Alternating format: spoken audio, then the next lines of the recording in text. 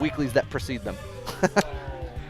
I don't know if I was at the one before Big House 5, but I was at. Actually, I think I was.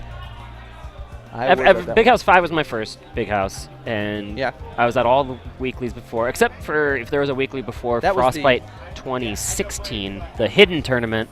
Oh no, no. I mean, there would have been a about. weekly before it, but it wasn't an Ursa Minor. It was just a standard regular weekly because that didn't have. That was a Saturday only tournament. There was no Friday for that. But yeah, I was at Little Big House before Big House 5, and that was way back when I used Falcon and. Yeah, I think I was at that tournament. Yeah. I played against D-Disciple in bracket. Disciple. Yeah, he played Lucario. That was a fun set. Disciple saved my life once. And then I got double eliminated, I believe, by Regralt in the Yoshi Ditto. Yeah, it's Regralt. Man, in his prime, Regralt was very good. But I went to Civil War, and I showed up for my pool right on time. But the place I came from was 20 minutes away, and I had left my lanyard, and they wouldn't let me in without a lanyard. Disciple gave me a new lanyard. But the downside was that I had to have a Team Zero lanyard. And no offense to Zero, but Ally is my very best friend in the world. So you had to wear a Team Zero I lanyard? wore Team Zero that whole weekend, even though Ally was my man. Or at least that whole day. I brought my element. At the end of the weekend, I had both. I had one of each. So as a collector of fun lanyards, that was great. But the shame of going all day with the Team Zero lanyard followed me. That is funny. Yeah. All right, Gackt versus Darkshad. We talked a lot, me and Slam talked a lot about both of these characters while we were commentating earlier because I main Ryu and he main Ness. But we haven't actually seen the two of them fight each other yet. I got to see this matchup a very long time ago. It was a Tata, I believe, versus Renegade. Tata Renegade, what a matchup. At like a crazy old tournament at University of Illinois, Urbana-Champaign. Yeah. That was like winners finals of it, I think, because I think Atata beat Ned or something, and it was insane. Atata beat Ned? Yeah, that's ancient history though. That was at least 2 years ago, and you can see how this matchup kind of goes, which is both of them just trade these glancing blows until they eventually lead into a crazy kill option. Yeah, I can't speak on the higher level, but I will say that in my experience, I think that Ryu wins pretty handily. I really like this matchup as Ryu. Ness does have some tools to deal with things like focus. Like you have forward air, which can be really threatening. You have PK Thunder, which can make it very hard to land. You see the things that Gackt can pull off here. But as we said, if it's just glancing blows versus glancing blows, that was not a glancing blow. That was a full-on back here to the face. Yeah, he took that whole thing, his whole entire face, from forehead to chin. You don't want to be trading glancing blows with a Ryu, right? Right, no, never. You do not want to trade with Ryu. Unless you're Ganondorf. Even then, you're only winning those by like 2%. Ryu's got the 16% back air, the 15% forward air, and the nair that combos into every other move in his entire arsenal. So you don't want to trade with him. Gackt trying to be a little bit tricky with those up airs, trying to cross up on Darkshad's shield. He's not fooled by it. I think his down air does over 15 also, because I get down air fire hydrants. That's going to be it. Taking away the PK Thunder 2 mix-up from Gackt by just focusing straight into it. Get that out of here. Darkshad finds the killing blow off of the up tilt, and that's game one. Yep, game one. Is Gackt on the PGR? No, he's not ever been. Everybody knows that he's amazing, but he just doesn't leave. He's just Japan that guy that does much. crazy stuff. He's just been to Smash and Splashes and big houses, I think. Yeah, he does much. There's a lot of those top players in Japan that almost definitely would be PGR if they had more of an opportunity to play and showcase. Oh yeah, for sure. Not many of them get to travel at all. I think for my personal bias is that Ron would make the PGR. That guy is insane. Ron the Mario, yeah. Ron, Mario, Luigi, Yoshi. Yoshi, yep. I know. He's crazy. He's very, very good. We got to witness that here today with Curvis, the Captain Falcon.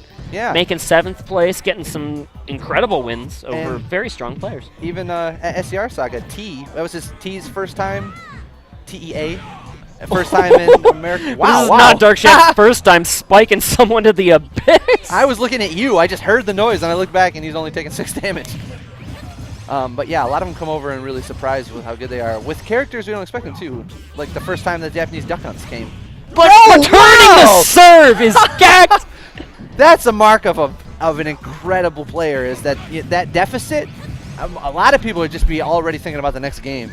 But Gackt is like, this is an even game. I'm winning now. He's winning. Handily. He just got 1 grab, 4 forward airs in a row. Yeah. I think one of them might have eaten the jump of Darkshad. He is forced to go into Tatsu. And that's the easiest PK fire into Spike of all time, and that's not an easy move to hit. You could just you could have just been charging focus that whole time. I don't know. I'm not. Darkshad's so much better than me. I can't question it, but I wonder why. That drift is maybe going out of it's a focus. drift. He just didn't want to not be able to. Yeah. That's probably it. I also don't recall if a platform was in that situation where he could have like fallen on one. No, I don't think so. But okay, I've been wrong before, believe it or not. I mean, I could go on about that interaction, but I'm just gonna. It's last hit now, so. I like that focus a lot. Yeah, he could have maybe just let it rip. I think it would have just killed him. The focus itself, like, would stun him, and then he'd launch into the blast zone. I don't know if it would have poked low enough, because that was like, he was like 50-50, not really over the platform, not really under the platform when he up aired there. Focus has got a, well. It will reach low enough. I'd say it's got a pretty big hitbox, but I've definitely had Game & Watch crouch under it, so it might not have. You might be right. Darkshad not really comfortable pulling the trigger in that situation. It's better to just cancel it and not have all the lag. Yeah. See, this is why I lose. I would have pulled it. I would have even considered not letting that go. Darkshad totally content to just use this this walk animation back and forth, space back airs all day. Yeah, Gackt wants that grab. You see, oh my gosh, he's going for that grab. There, he got the power shield. I feel like maybe he could have grabbed, but well, there's a frame 1 Shoryu if he messed up the calculation. That's right. Yeah, you'd be afraid of that. Especially if you play with, I don't know if Gackt's played with either. There's 2 very good Ryus in Japan. And so he might have seen that a few too many times. You don't want to punish something that you think looks punishable, and then you get Shoryu. Well, I think he forced a ledge jump and then just read the buffer jump into the up air was the situation that led to Darkshad finding that KO. And all of those Ryu aerials were so scary at very many different percents. Yeah. The up air will eventually take the stock on Town and City. Nothing fancy about it, really. Just clutch gameplay from Darkshad. He gets a 2-0 lead despite some very strong power plays from Gackt, and that's exactly what we've come to expect from him in all of his trips to the Midwest. Yeah, I think both of these characters and also both these players are very good at explosive damage, like doing 50+ damage per advantage state. Right. So those are always the funnest matchups to watch too. You couldn't even really tell where Gackt was. The camera hadn't gone down low enough to see him yet. It was almost like melee camera. Yeah, it really kind of was melee-esque in that interaction. All players did not really lose track of their characters. I think they've all played enough hours in this game that no, it's not going to happen. I know that they knew where they were. I just didn't. And it looked like Darkshad knew. See, Darkshad knew that you can shore you out of the PK Fire to prevent something like a forward smash or another PK Fire or something like that. But Gackt also knew it, so he just let the PK Fire burn and do damage and not try and overextend. Ooh! Darkshad was my very favorite combo. Miss Shoryuken into a second Miss Shoryuken. That's gonna be it. Oh, and getting the jump out of there too. Even the jump Shoryu still killed, yeah.